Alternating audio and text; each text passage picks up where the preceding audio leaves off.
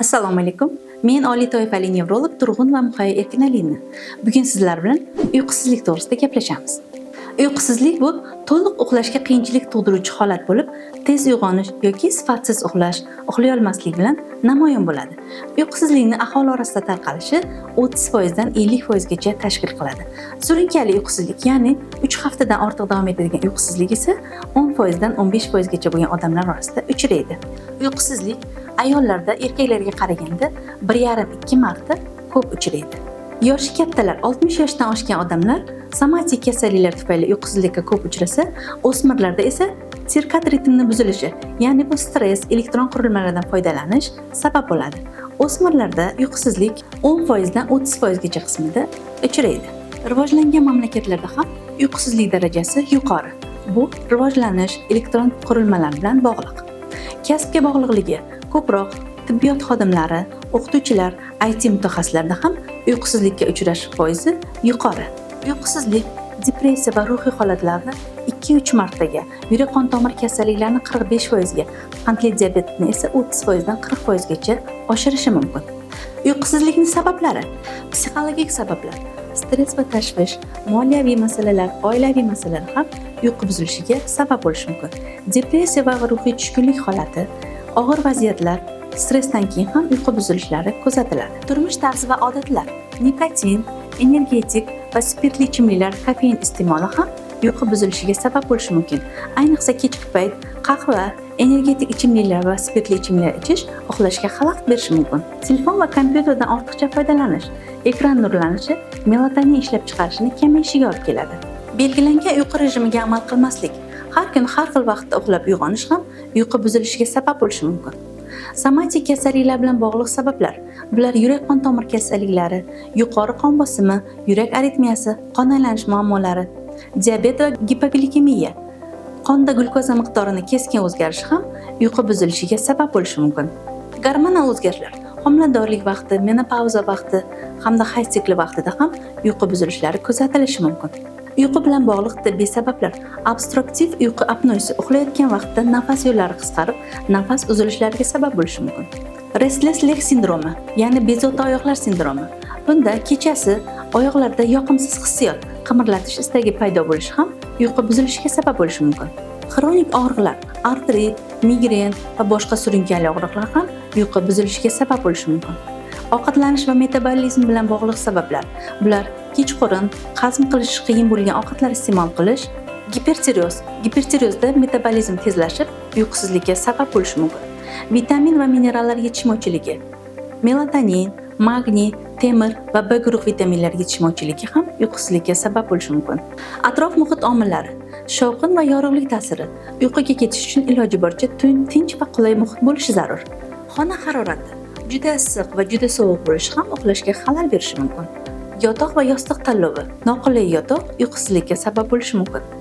Uyqusizlik rivojlanish mexanizmi ostida miyadagi uyqu va uyg'oqlik rejimini buzilishi yotadi. O'zi uyqu gipotalamusdagi supraxiyazmatik yadrolar tomonidan hamda miya ustuni tomonidan boshqariladi. Bu yadro sirkat ritmlarini boshqaradi, kunduzgi yorug'lik hamda melatonin ishlab chiqarishni tartibga soladi.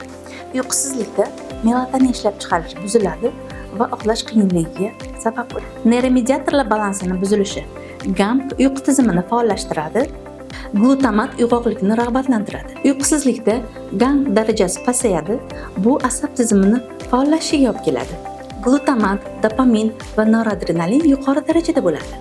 Bu esa uyg'oqlikni uzaytiradi. Gormonal o'zgarishlar va stress uyqusizlikning asosiy sabablaridan biri bo'lib, gipotalamus, gipofiz va buyrak yuzi bezi gormonlari ta'sirida boshqariladi. Kortizol miqdori normada uyqu vaqtida pasayadi. Stressda bu pasaymasdan kortizol miqdorining oshishi uyqusizlikka sabab bo'ladi. Sirkat ritmlarining buzilishi: sirkat ritmlar normada uyqu va uyg'oqlik siklini boshqaradi. Kechqurun yorug'likka duch kelish melatonin ishlab chiqarishni kamaytiradi. Bu sirkat ritmlarining buzilishiga sabab bo'ladi. Vegetativ nerv tizimining ta'siri: simpatik va parasimpatik nerv tizimi. Stressda simpatik nerv tizimi faollashadi, parasimpatik nerv tizimi pasayadi. Bu yurak urishining tezlashishiga, qon bosimi oshishiga olib keladi.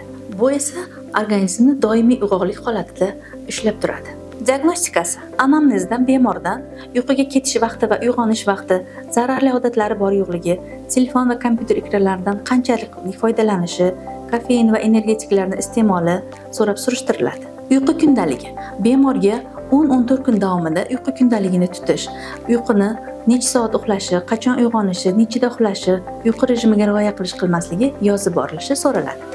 Polisomnografiya: bunda bemorda elektroensefalografiya, elektroneyromiyografiya, elektrokardiografiya hamda puls oksimetriya tekshiruvlari o'tkazib boriladi.